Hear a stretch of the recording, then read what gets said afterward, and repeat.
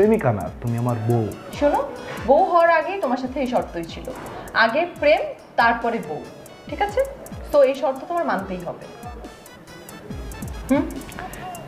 আচ্ছা ঠিক আছে, রেডি হও। ঠিক আছে।